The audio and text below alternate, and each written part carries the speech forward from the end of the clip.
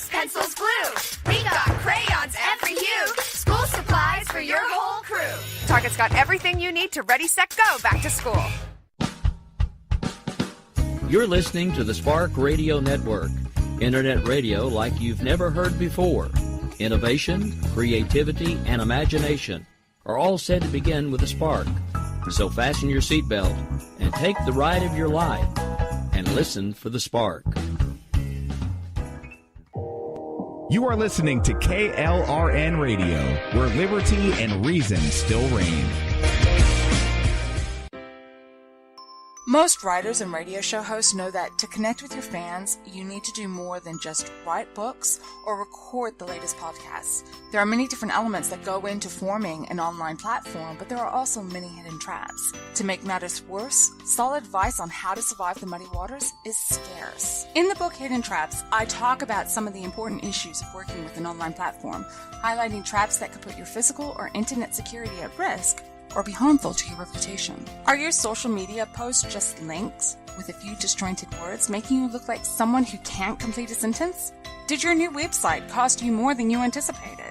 Are you leaking your personal contact details across the web without even knowing it? Then you need Hidden Traps. Hidden Traps is now available in paperback and ebook from a variety of retailers, including Amazon, Barnes & Noble, and Kobo. Visit blackwolfpublications.com for more details. If you're 85 or younger, would you like peace of mind and comfort for your family? We're Final Expense Direct with an urgent message for you. The average funeral today costs over $8,000, but the most you'll get from government benefits is $255. How will your family pay the difference? We can help. Our senior plans start as low as just $1 a day and pay up to $30,000 for a funeral and other final expenses. Peace of mind is easy. There's no medical exam. You'll have lifetime coverage, and your plan can't be canceled as long as you pay your premiums. Call now for free information about our senior plans. Answer a few simple questions and receive approval right on the phone. Plus, call right now and we'll give you a discount prescription card for free. Call 800-553-8687. That's 800-553-8687. Again, 800-553-8687. KLRN Radio has advertising rates available. We have rates to fit almost any budget. Contact us at advertising@klrnradio.com.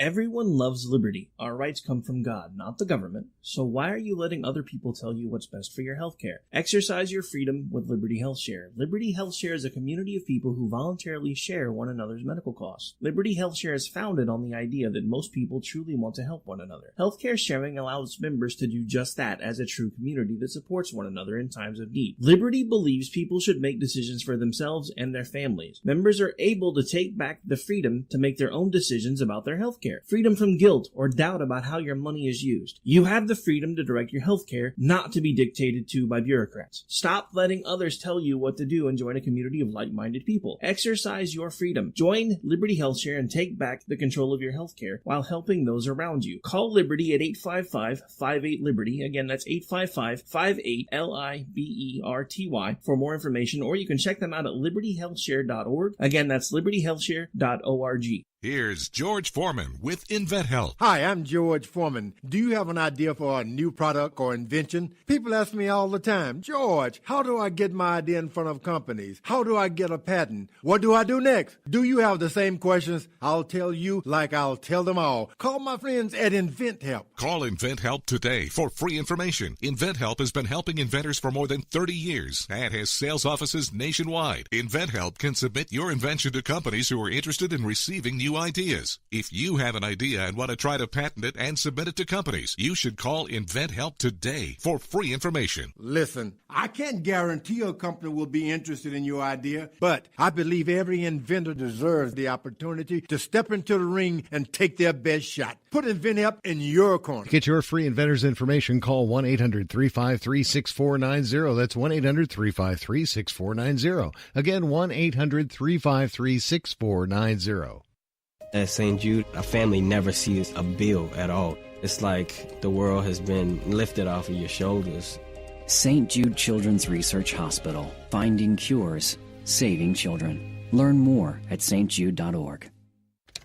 Sometimes riders feel lost, unsure why a passage may not be working. It takes another set of eyes to help us nurture our writing into full maturity. At Black Wolf Editorial Services, we strive to enable writers to develop and grow, offering manuscript critiques and line edits through a mentoring editorial style. We also offer assistance on generating a writer's bio for your websites. Black Wolf Editorial Services, nurturing your writing into maturity. For a full list of services, visit blackwolfeditorial.com.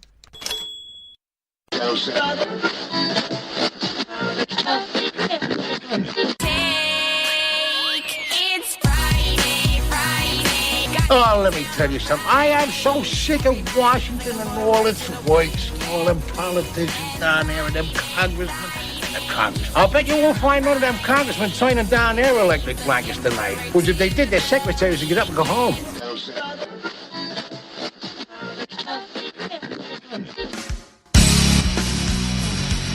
We gotta do something. Absolutely. You know what we gotta do? Toga party. Toga! Toga! Toga! Toga! Toga! Toga! Toga! Toga! Toga! Toga! Click, click, boom! I'm coming down on the stereo, baby on the radio. Click, click, boom! I want you to kill every golfer on the course. Check me if I'm wrong, Sandy, but if I kill all the golfers, they're gonna lock me up and throw away the key. All right, folks, well, it's Friday night, which means it's time for Robinson and Wright. We're here with a very special guest. At this point, I'm going to let the co-host, Mr. Dan Wright, come on and actually take lead on this while I deal with some stuff behind the scenes. Take it away, Dan. Hey, how's everybody doing? And we are here with Sonny Liner from the Federalist Party. Kind of my party. How you doing, Sonny? I'm doing good. How are you? I'm fantastic. So basically what we brought you on for is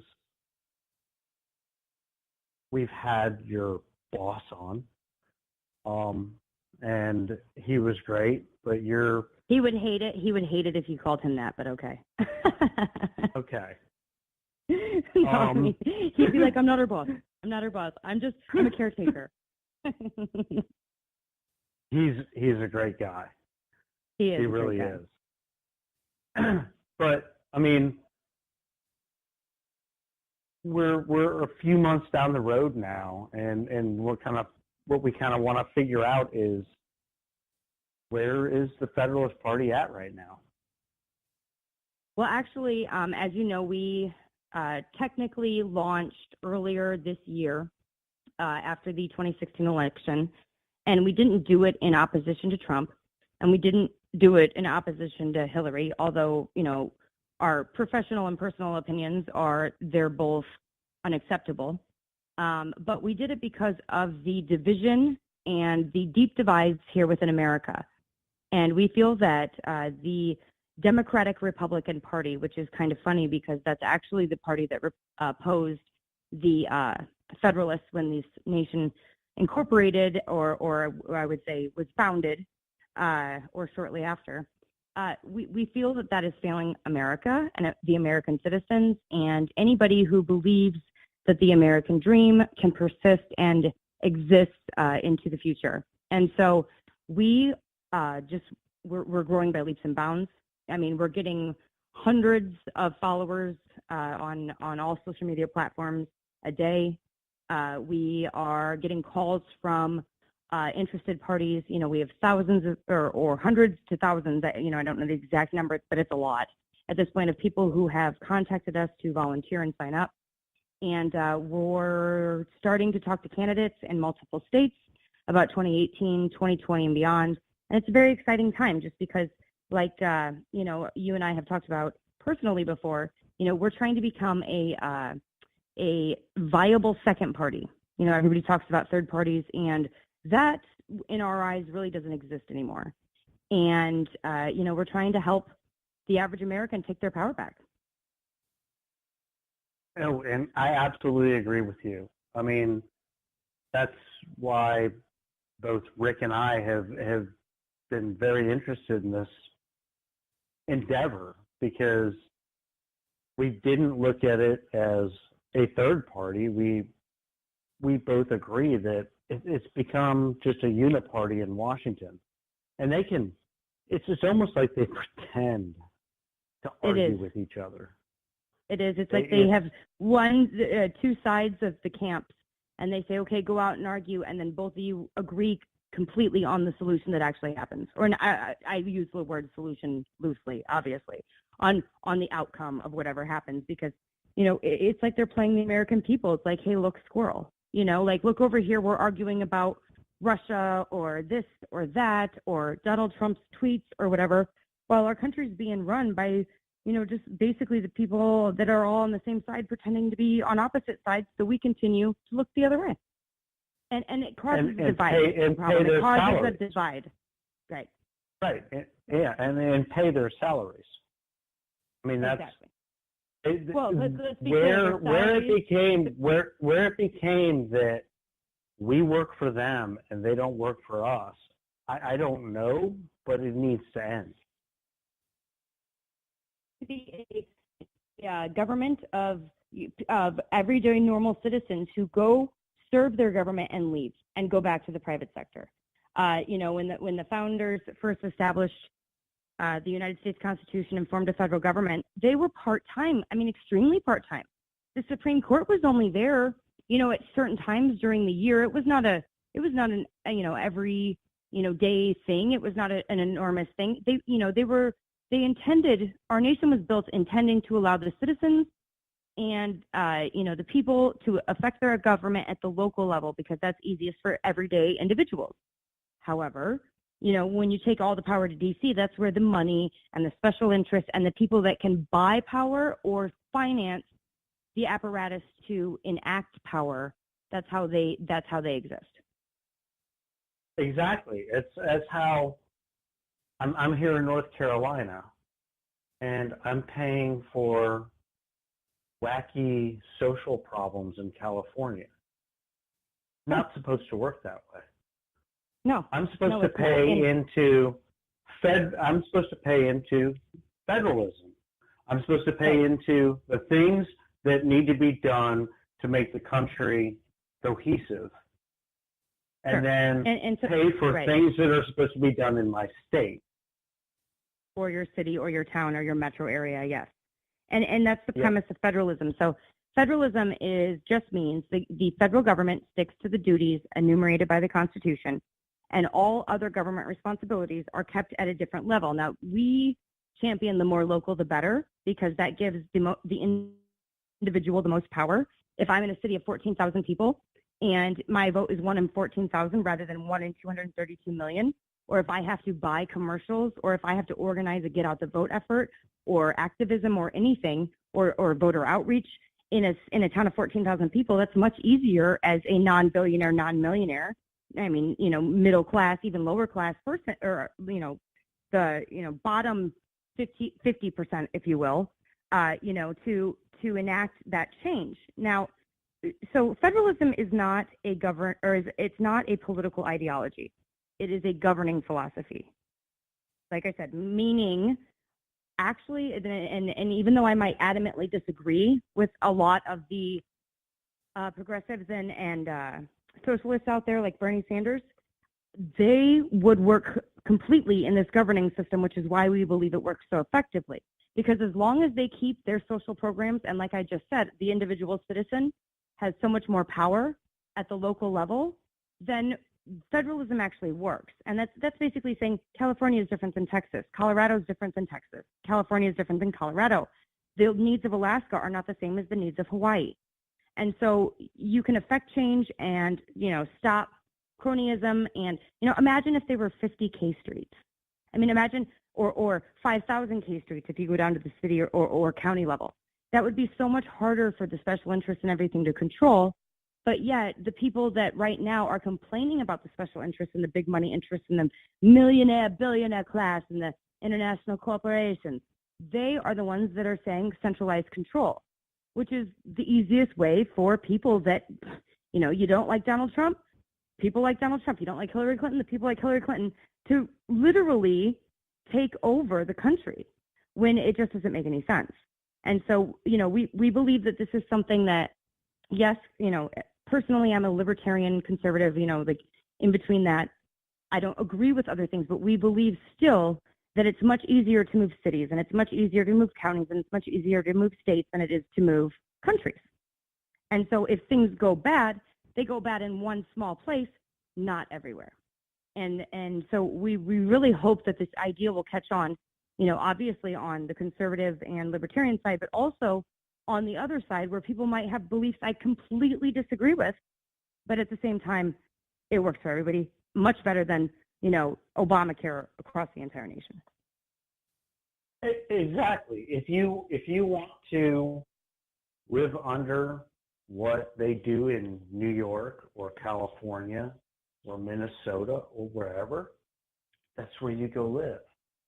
Right. Let the states decide how they are going to run themselves. And that's what this country was founded on. It's Absolutely. what it was founded on. And absolutely. People to argue against that, it's like you didn't pay attention. Or well, let's be fair again, they were never taught. Right. Right. I wrote an article in Marion West. It's an online publication, and it's a lot of Ivy League and upper tier schools, and they are a centrist organization, but they have the right, the left, and the center. And thank gosh they publish us in the center, because we really believe that that's where we're trying to come from. Not that we are bipartisan, we are nonpartisan. There's a much bigger difference. But about how that the idea of the Constitution and the idea that our founders had based on individual liberty and the government protecting it, not the government giving you liberties, right, was what our nation was founded on. And it's either taught in a misleading way, in a underdeveloped way, in a misconceived way, it's demonized, or it is not taught at all. And it's very sad because, there's a lot of people, when I saw, the riots, for instance, of last year and the year before, there's a lot of those people that just want their individual liberty, but they're taught that somebody else has to give it to them. And that's not what America is about. No, liberty isn't given. Liberty is taken inherent. and held. Yes, exactly. And the government is created to protect us. Right. Yeah, and it's not the protection that is offered is the Constitution. That's it. The end. Right. And we're always promised the security. Bill of Rights. The Bill of Rights is what was offered you as security, and I don't agree with every amendment. I don't, right. But I will support it because it's there. Right. It's there. And I believe that there are some amendments that, I don't agree with, especially the latter ones. I don't agree with the senators being elected amendments. I don't, because of and I'll tell you why. Because of the concept of federalism, the people have much more power over their state government and their local representation than they do over D.C. So they elect the people in the states and locally that appoint the senators to do their best interests in Washington, D.C. Now we elect people for 6 years at a time. 6 years at a time, and send them off, and they're not held accountable, and they don't do what's in the state's best interest. They do what's in their best interest for D.C. The Senate, arguably, because it has less people, and it is the second branch that's most powerful other than the presidency. And that shouldn't be that way either, but that's a different topic. However, the House of Representatives has a 2-year term, and our founders actually said there should be everybody argues about the electoral system. There should be a accurate representation based on population in the House of Representatives, and I don't care if there's 10,000 reps. I don't care if there are 10,000 people elected. But, the Senate was supposed to enact what the states needed based on what the people locally elected to the states. And then the House of Representatives was supposed to represent what the people themselves wanted, and that's why they were held accountable every 6 years, or every 2 years. I'm sorry, forgive me. Well, yeah, and there's a gentleman that I don't always agree with. I tend to agree with him about 80% of the time. But Joe Walsh, who was a congressman from Illinois, and Right. he said when he ran, he said, "I will take 2 terms, and that's it. After that, I am not running again." And he did it. And he went in and he ruffled feathers and took his second term. And at the end of the second term, he said, "I'm done." Right. And, We need and more that's of that. term limits. And you know, I don't know if we actually need imposed term limits or if we need the expectation of those who get elected to not make this a career. I mean, let's be fair. We all pay taxes into a system to where those guys get elected once for 2 years and they get a $188,000 a year retirement package with non-Obamacare health plans and all 9 yards for the rest of their life. I don't know any private citizen that gets anything close to that unless you make it to the CEO of, you know, GE. And if you do that, you didn't just do it for 2 years. You were in business for a long time and you paid a lot of people or you did a lot of great work or however you got there. And another thing is, you know, we were, like I said, we were supposed to be a government of citizen representatives. We were not supposed to be a government of elitists, you know, politicians that go and as soon as, you know, in addition to their salary, or yes, it would be a salary. I can't even call it retirement after 2 years. They would get, you know, a job on K Street for a few $1 million a year to affect the other senators that are just coming in. It's a cesspool. It's a system of corruption, and it's an intentional system of corruption. But we keep believing that we're going to affect change in the same system of corruption, and we're not. We have to develop a different system altogether, or, you know, the power has already intentionally been usurped from that system and held by few. Absolutely. It's, you know, I say it myself, but I see other people saying it, that we're approaching socialism. We're already there. Oh yeah, we're there. We're already there. And it to be needs fair, to if we be didn't- reversed.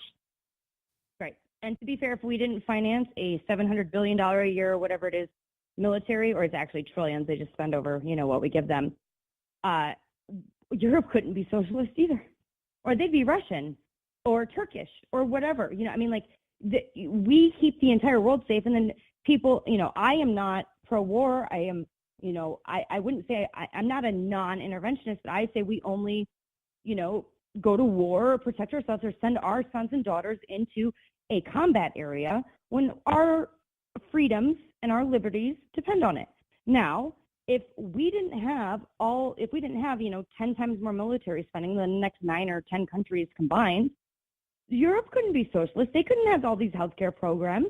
They'd have to spend money on the military other than like 1% of their budget. It's, you know, we're the world's socialist military, and it's gross because those countries that I'm talking about send their sons and daughters to, yes, and I'm not trying to minimize that, but they send a fraction of a percent of their sons and daughters than what we do. And we have all these treaties to protect people that have no actual interest in protecting American liberty. We designate Saudi Arabia a terrorist country, and we sell them $110 billion in killing machines. So you make an excellent point right there. I'm a huge supporter of our military, and I know you are. Me too. But yes, you're absolutely. right. You're right. Men and women, absolutely. You're right. I mean, it's one thing that right now, you know, and you know, I waffle back and forth on Trump. So does Right. Rick. We waffle back and forth.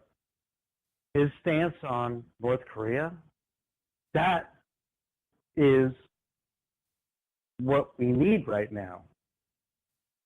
The reason we're here, and I don't just blame Obama.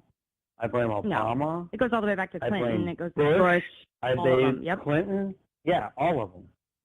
That's why we're where we are. And he's pretty much standing up and going, he's putting up his fists, which is what we should have done 25 years ago. Yes, but here's the thing that upsets me, Dan. To act like North Korea is a threat to the United States is ridiculous. You're right. Now, you're right, except for the fact that they could still lob something at us. Yeah, but I mean, if we don't have systems for the trillions of dollars we spend, if we don't have systems, I am not a military expert. Maybe we have military experts that can educate me on this. But something seems fishy to where we don't have some type of iron dome, if you will, for. We basically do, but it hasn't. It's been sort of tested. It's worked great every time they've sort of tested it. Where we fire our own missile and then we shoot it down. Right. I mean, we've never had a reason to shoot an incoming nuke down. I mean, right. No, I understand. I'd say I'm confident. I'd say I'm confident, but not 100% confident because it's never really been tested. I agree, but my point is to scare the American electorate into, and I don't mean scare on. Let me put it this better way: to encourage the American electorate to feel like North Korea is a threat. When if they lobbed a missile, it would be, and it hit somewhere, and it hit somewhere. It even got into the trajectory they wanted, and it actually hit where they intended. It would be horrible, but North Korea would be gone in 4.5 seconds afterwards. Now, my whole point is, I don't think it would ever hit because I don't think that they're that capable. I feel at some point that it's like the Democrats and the Republicans. We're being divided, and the people of North Korea have no idea what's going on. They think we're Hitler, or whatever. They're told all kinds of things because they have state-run media, and everything has to go through government and Pyongyang to make sure that it can be told to the people. It's propaganda, totally.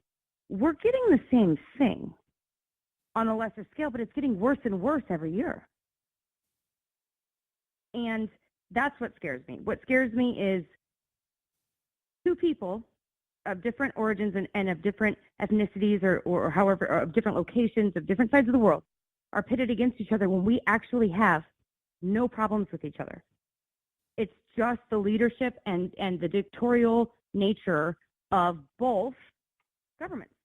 Now, if it were a federal government run by a collective of states and a collective of representatives of the people, I'm pretty sure we wouldn't be in this place now. Now, you're right. I agree with you. Trump has to do something at this point. He didn't do all of this background. And I want to be clear. The Federalist Party will support Trump in the things that we believe he does right. We don't want to just constantly, and the voters of Trump, we have nothing against those people. We understand.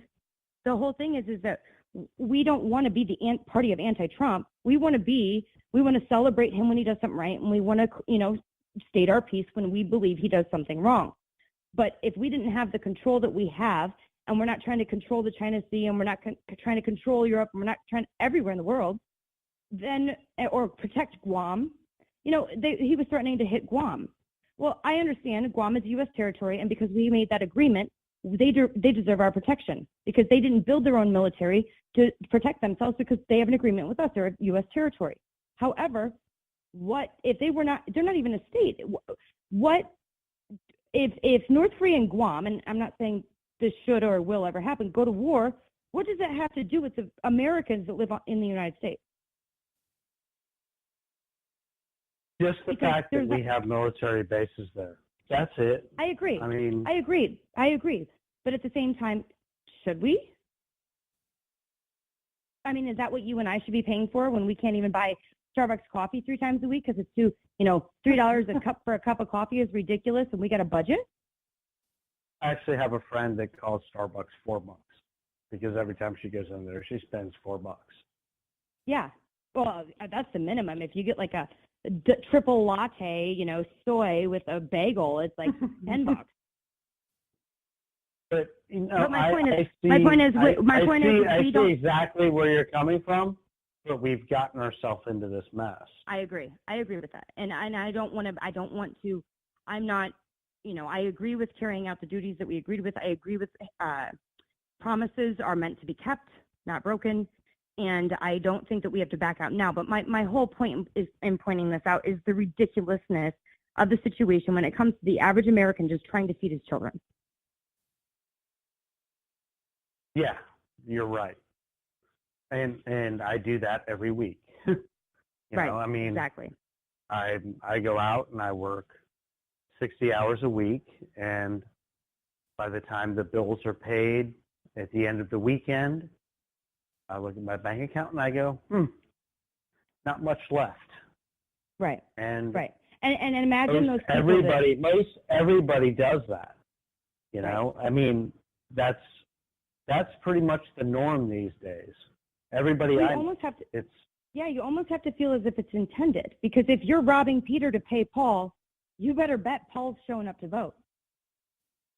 And I'm not demonizing Paul. I'm demonizing the system that's set up, because I feel horrible for the people that are in the inner cities. Like, I went to a Chicago Bears game last night, and I thought about all the people that maybe all the kids that can't even go to school without risk of being shot because they're in another gang territory.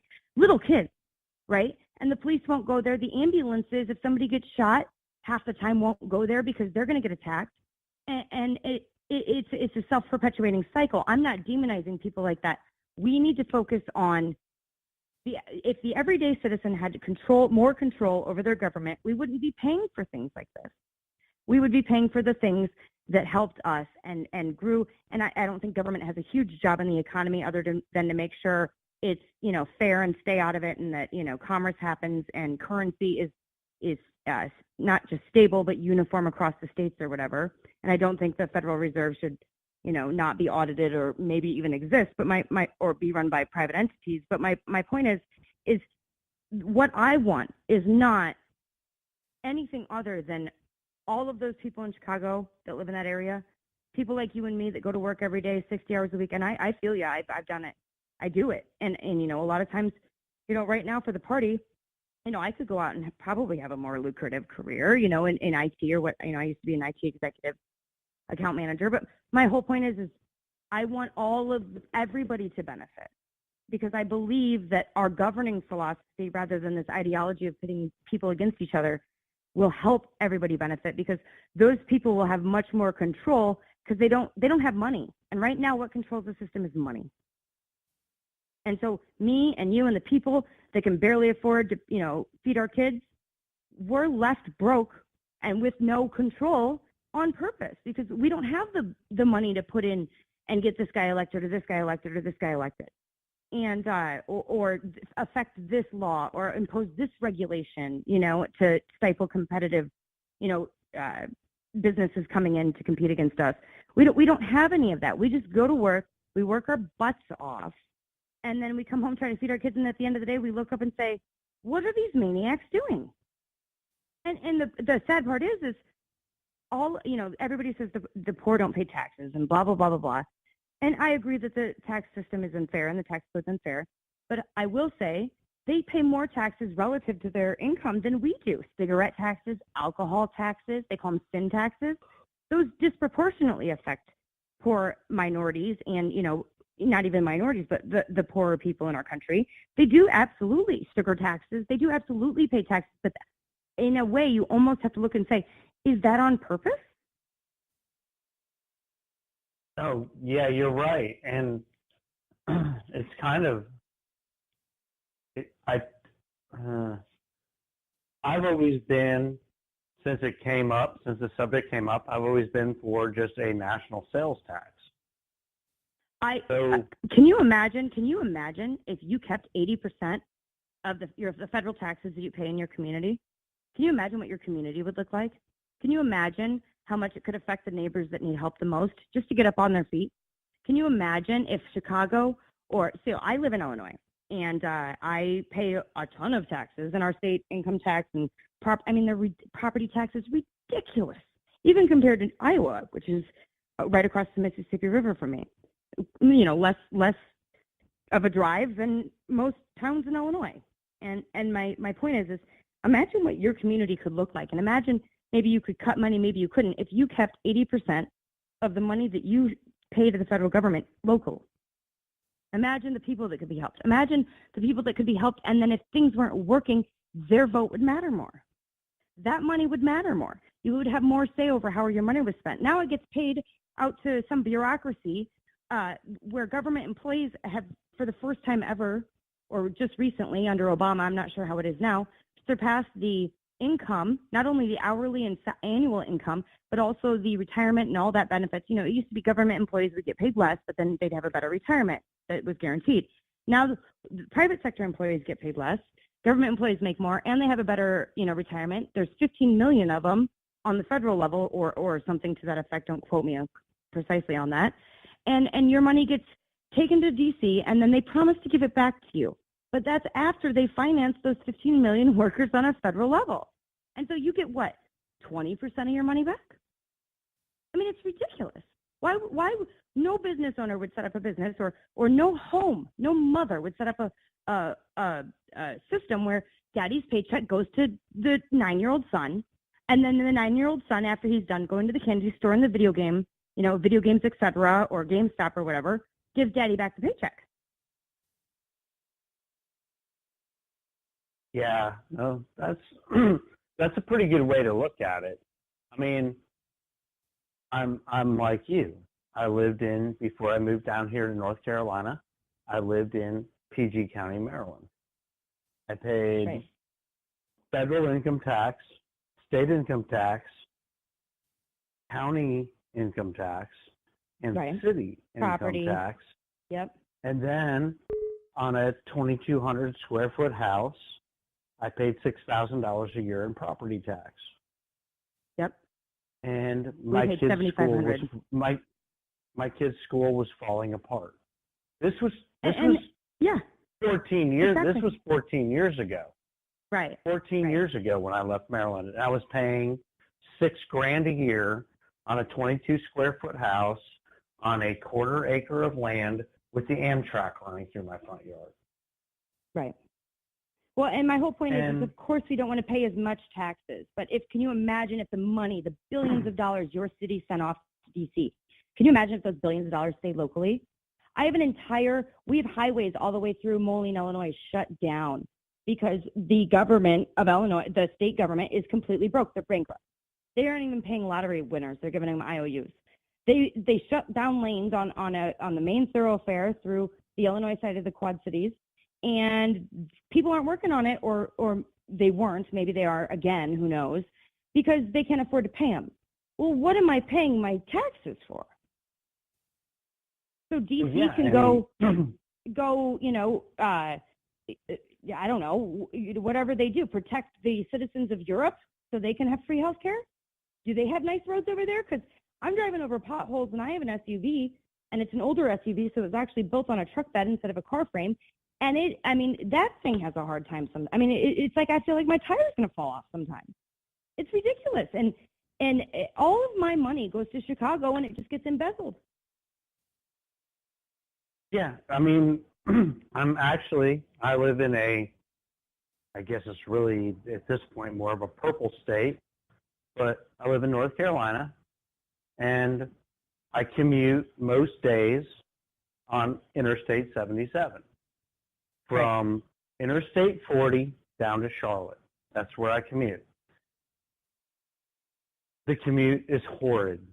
It's terrible. Well, they decided to add toll lanes.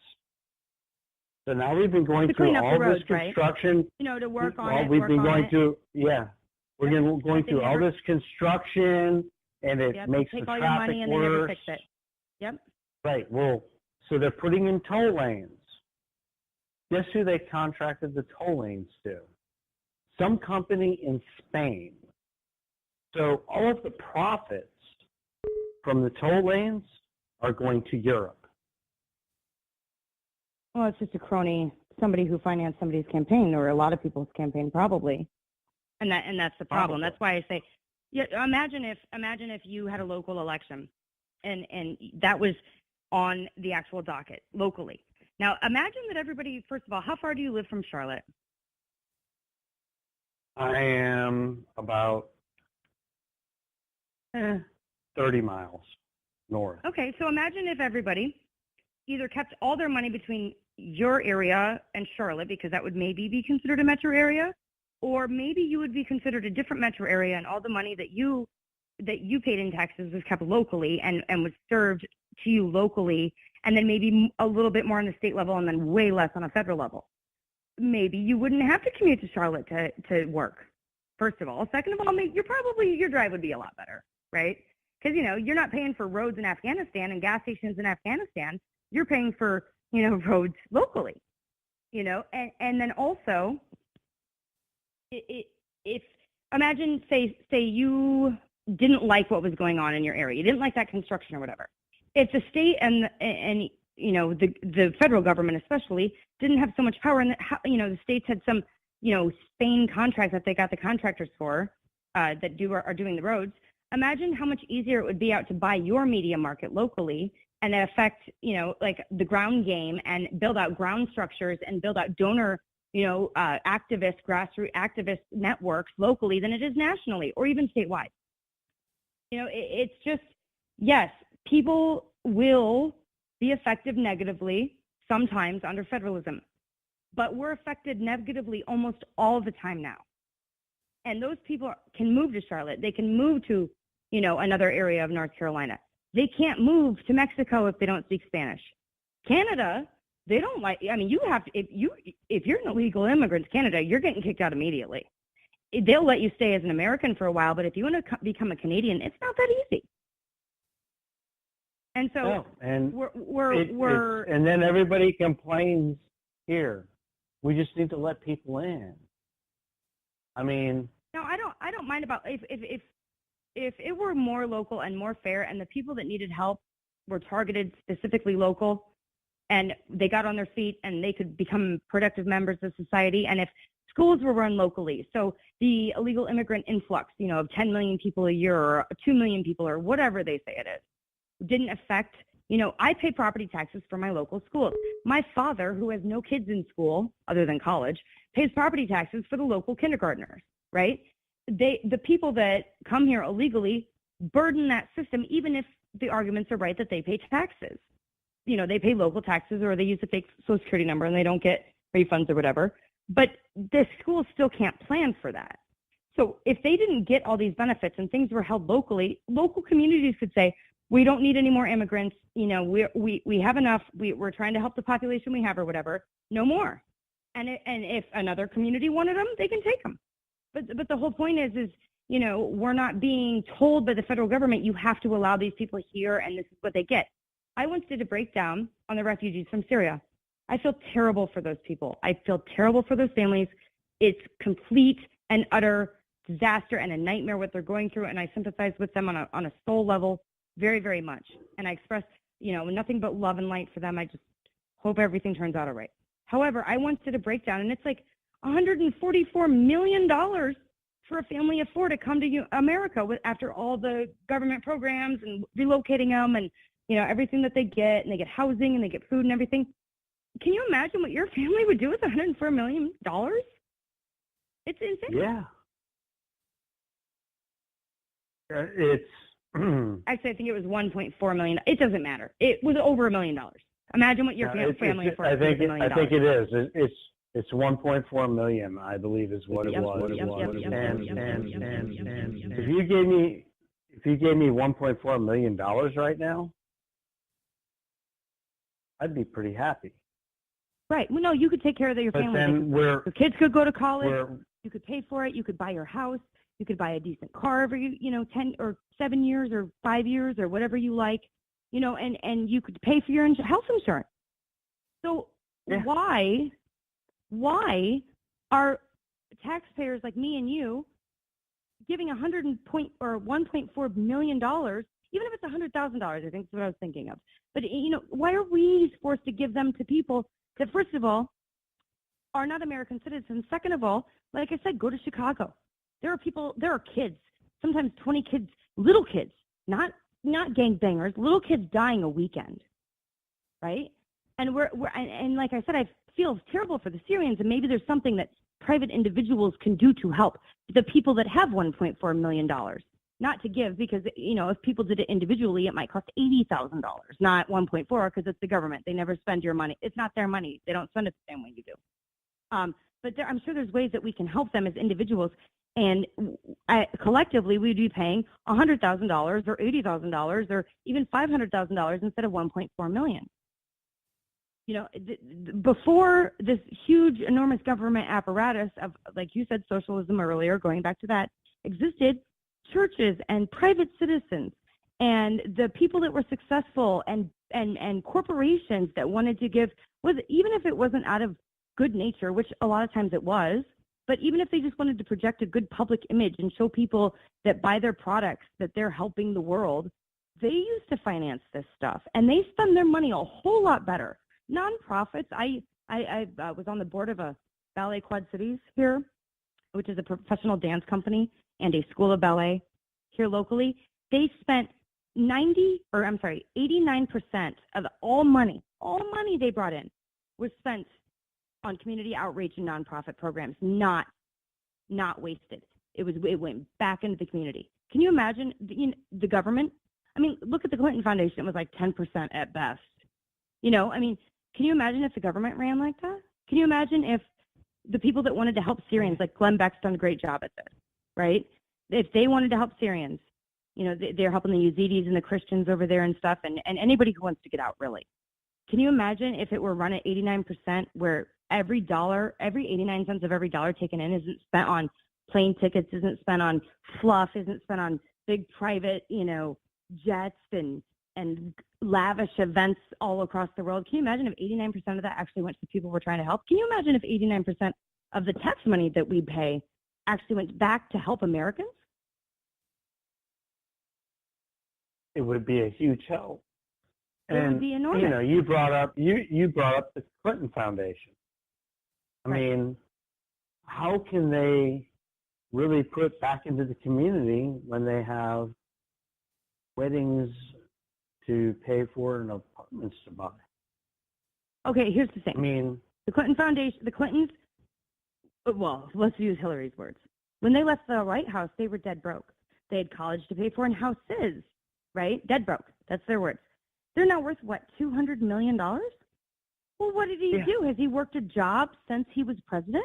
Or is he just using his connections and the American people's hard-earned sweat, blood, and tears, going to work every day to pay taxes, to enrich his family? Why does a president who never did anything other than, you know, the not good things, after he left office or even while in the Oval Office, why should he become a multi-millionaire while you sweat and bleed and work a job, you know, 60 hours a week to pay for him to get those connections? No, he didn't do anything before he was president. Right. He didn't. Well, and look at if you want to be more sympathetic, look at what the Clinton Foundation did to the Haitian people.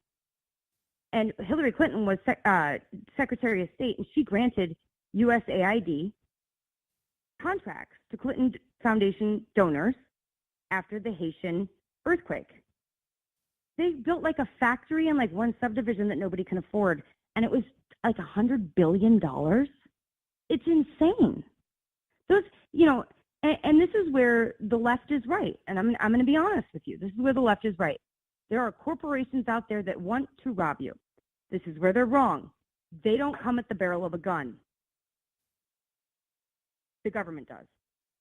So if I don't pay my taxes, eventually someone's showing up to take me to jail. And if I don't want to go to jail, I better shoot back, and I'm going to die anyway. You know, the government always has the force of a barrel of a gun. Corporations do not. So if Apple robs you, if Google robs you, if Wall Street, name your corporate multinational corporation, if they rob you, that's your free will. That's your choice. You let them. Or they're providing a service that you want. But you don't have that choice with government. No, you're right. And so it's very skewed. And if 232 million voters woke up across America, and if we could actually get them to wake up, those people know they would be screwed. But we can't. And right. I've seen with promoting what you're doing and everything else, there are quite a few liberals that are very interested in what you're doing. Yep. And that's our goal. And I don't personally, like I said, I live in Illinois, and I have it's a blue collar Democrat town. Now, like I said, I agree with them on so many issues, but they don't know they agree with me because they're not politically active. They don't pay attention to this stuff. But I can sit there and give my 2-minute elevator pitch on federalism and say, I disagree with you 100% on almost everything you want government to do, but all I'm telling you is keep the federal government out of it, keep it local. The more local, the better. You can affect change. You're getting the money out of it, like you guys always say. It's Bernie Sanders' wet dream, if you will. And they're like, yes. And I've had like straight up socialists be like, I love it. Now, that is a common ground. That is making us Americans again. That is making us brothers and sisters in this place that we call home. And yes, brothers and sisters disagree sometimes on almost everything, but they're brothers and sisters.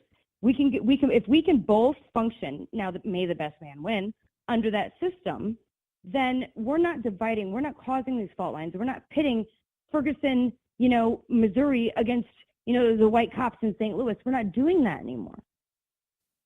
And so it's a huge, I would say, not cure, but it's a huge medicinal influx into the American population where right now we're digging trenches. And nobody's going to win. Nobody is going to win. We're all losing. And so, the poor people that want help and vote Democrat because the Democrats say, oh, I love poor people and all this other stuff. And, the people that, think that government should stay out of our business, libertarians, they're all losing for sure. The Democrats are losing, like I just said. And the Republicans, they're all losing because they vote for one platform and get another once they're all elected. And so we're all losing this war. And we're digging trenches deeper and deeper and deeper and deeper. So if we can find a philosophy, a governing philosophy, to come together and at least hash out our differences on a local level or a state level, like I said, the more local, the better, we are giving a huge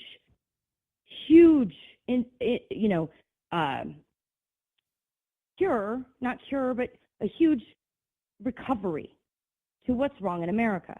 Now, not to mention you take out the big money interests, they have to conquer and divide, locally or statewide rather than, 1K street. My best friend bought a 1-bedroom hole, excuse my French, on K Street, and it was $400,000. It was like 560 square feet. $400,000. Yeah. She sold it for $550,000 after she redid the bathroom and the kitchen. That is not what America is about. The only reason that DC ain't that cool. The only reason it was that expensive is because it's right by where all the powerful people are. And that is not what America was ever intended to be. The federal government was supposed to stick to the duties that serve the states, which serves the people. And I don't mean states, as being a power center. I mean, it was always about to be about the people. Common defense, currency, protect against currency manipulation, making sure we're all using the same currency, commerce, making sure that we can trade between state lines freely. And the states, if you want to ban marijuana, that's at least at the state level, maybe locally. The state, there's there's no amendment in the Constitution that says ban substances. I mean, it's completely insane. Now, you can argue whether drugs are good or not. I will agree with you that most, or if not all, including alcohol and cigarettes, are not good. However, if I'm not hurting you, I'm not driving drunk, I'm not hurting you, I'm not doing anything to you, I'm not smoking while you're eating, I'm not, I'm alone by myself, well, how can you tell me no? How can you tax me more? You deserve more because I'm addicted to cigarettes? It's insane. Is it helping me? Are you paying for my health care? Hell no. Are you banning cigarettes? No. Are you getting rid of the problem? I mean, the war against drugs has cost what? Trillions? The war against poverty has cost what? $21 trillion? If we would have broke that down since the 1960s, everybody would not be poor.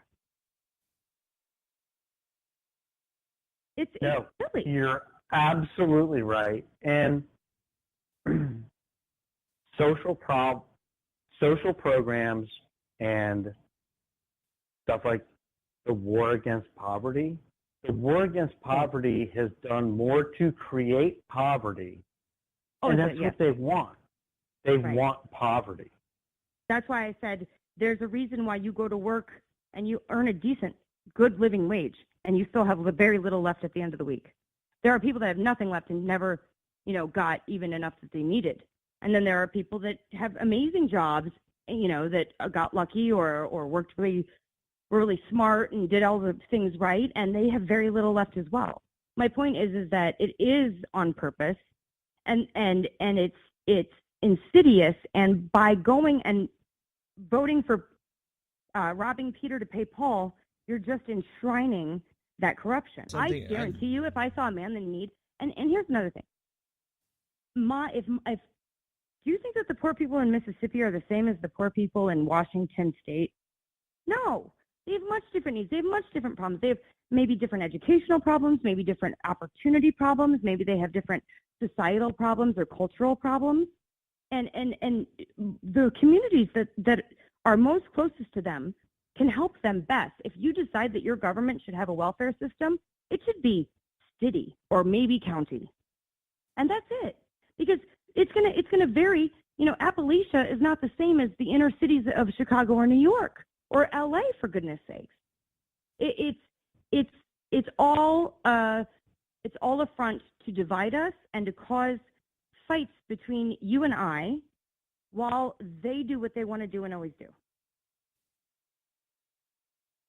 And I heard Rick there for a second. Yeah, I was going to say, Sonny, you said you only wanted to be on for half an hour. We've now hit the hour mark, so we can wrap whenever you're ready, or you guys can keep going. What'd you say? I'm sorry. You've been on for an hour. No, it's fine. I just wanted you to know that at this point we've hit the top of the hour, so this would be normally where we were wrapping things up. I just didn't know if there was anything else that you wanted to throw out on the way out.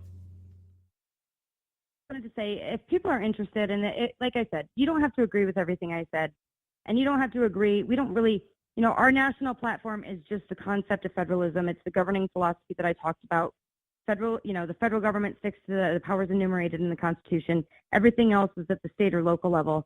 And if you want to learn any more, or if you want to get involved, please visit thefederalistparty.org, thefederalistparty.org.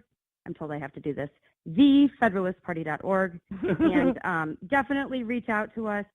And we would be very happy, regardless of your personal political opinions or whatever, to bring you on board and have you help in any way, because, we're facing a conundrum here in America. And if America isn't the freest nation in the world, I don't know who's going to be, because once, we're in trouble, Europe ain't going to have no military. So they're not going to be free. And you could argue they're not free anyway. But, I hope that citizens become involved, because that's the most important part, regardless of what your personal opinions are. Where on social media can people find you, Sonny? I am at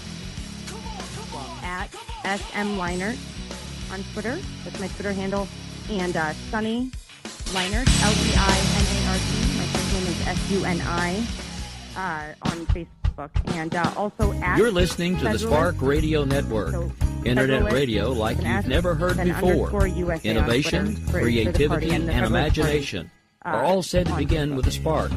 So fasten your seatbelt and take the ride of your life and listen for the spark. You are listening to KLRN Radio, where liberty and reason still reign. That's Most wonderful. writers I and radio appreciate it show so hosts much, know guys. that Thank to you connect so with your much. fans, you need to You're do welcome. more Thank than you, just Sonny. write books or record the Have a latest great night. podcasts. Have a good There are weekend. many different elements that go into forming an online platform, but there are also Bye-bye. many hidden traps. Okay, so to folks, make that's going to do it for this solid particular advice on episode of how to Robinson survive and the Wright. muddy We will waters be back is with you next scarce. week. In the Actually, book on a Hidden Traps, live I talk broadcast, about some of the actual important where we're issues actually of working talking with on an a online live platform, broadcast. highlighting traps that could put your physical or intimate security at risk or be harmful to your reputation. Are your social media posts just links with a few disjointed words, making you look like someone who can't complete a sentence? Did your new website cost you more than you anticipated? Are you leaking your personal contact details across the web without even knowing it? Then you need Hidden Traps. Hidden Traps is now available in paperback and ebook from a variety of retailers, including Amazon, Barnes & Noble, and Kobo. Visit blackwolfpublications.com for more details. If you're 85 or younger, would you like peace of mind and comfort for your family? We're Final Expense Direct with an urgent message for you. The average funeral today costs over $8,000, but the most you'll get from government benefits is $255. How will your family pay the difference? We can help. Our senior plans start as low as just $1 a day and pay up to $30,000 for a funeral and other final expenses. Peace of mind is easy. There's no medical exam. You'll have lifetime coverage, and your plan can't be canceled as long as you pay your premiums. Call now for free information about our senior plans. Answer a few simple questions and receive approval right on the phone. Plus, call right now and we'll give you a discount prescription card for free. Call 800-553-8687. That's 800-553-8687. Again, 800-553-8687. KLRN Radio has advertising rates available. We have rates to fit almost any budget. Contact us at advertising@klrnradio.com.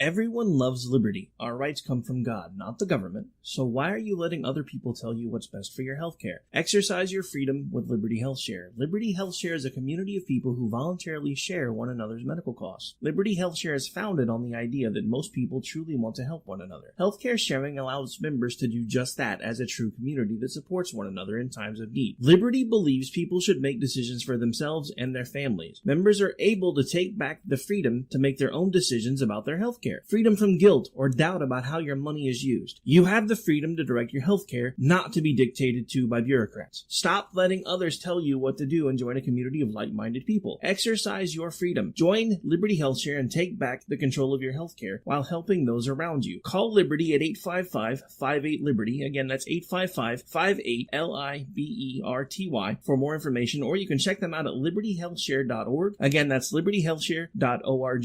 Here's George Foreman with InventHelp. Hi, I'm George Foreman. Do you have an idea for a new product or invention? People ask me all the time, George, how do I get my idea in front of companies? How do I get a patent? What do I do next? Do you have the same questions? I'll tell you like I'll tell them all. Call my friends at InventHelp. Call InventHelp today for free information. InventHelp has been helping inventors for more than 30 years and has sales offices nationwide. InventHelp can submit your invention to companies who are interested in receiving new ideas. If you have an idea and want to try to patent it and submit it to companies, you should call InventHelp today for free information. Listen, I can't guarantee a company will be interested in your idea, but I believe every inventor deserves the opportunity to step into the ring and take their best shot. Put InventHelp in your corner. To get your free inventor's information, call 1-800-353-6490. That's 1-800-353-6490. Again, 1-800-353-6490.